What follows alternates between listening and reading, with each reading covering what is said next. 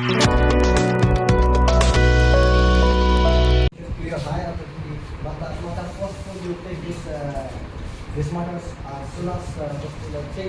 kasi nakaliangkan Trap Integrated Territorial Organization Kariboy District Apok Kajingalam Usamla Marius Malay General Secretary Hitu Riboy District Lengkat Kajingdalang Usamla Raalang Mei Sintem Transport Secretary Hitu Matkiwi Patki Paradukot Jongka Hitu Kariboy Layo ya kalat banlek ya kendu bat banbu ya kajing tho haka office terkam jongka NHAI Kabudan Arpo Mayor Riboy District kajing temu jongka ni kajing ya kendu kalong man pensngau ya kajing long jingman jongka NH Rio nadu jorbat hadu umyam kamtam halor kajing sniu jongka surok kajing mi bun ki potholes niki thlio bat kajing penslam jongka NHAI ban maromot bat ban penbahaya kini ki benta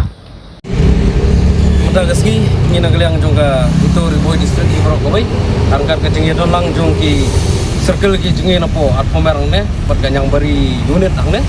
layo hagapan wani kendu ya manager beri page ya kenega NH6 beri jongka nahai hang ne hapo at pomerang ne alur jongka jing slam ka jongki ban marmot ya gitu ki jaga ki ba kam kta ba hag beri bat National Highway halor jongi potholes and then halor jongi togi surok baki kala dap kho ya karong hendrai matala jin hagi lai sau bunai ki slam ban repair and then ki kila delay ya kapor ka chuki ban maramot yaw ne surok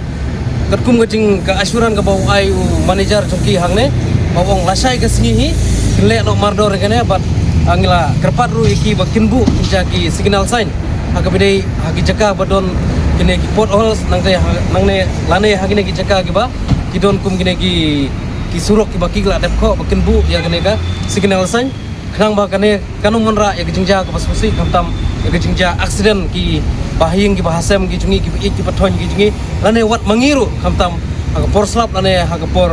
permit ka bangi hap le jinglek ane hag bangi wan jingwan kane kala banwanra ya ka kecing yambrul lane kecingja accident kala banwanra se kecing yam te kakum ka asuran ka bagi ai nang ne ekin sale mardor namar ba atat bagi ong bagade ka porslap te ka kam simpor ki bakin maramot lane bakin le ya kene ka agabide bat ka condition jong leu surok National Highway 6 jungi hangne nagaliang manager budi pek hangne agabide bat National 6 jungi hangne la ai ka asuran ka babyang hagaba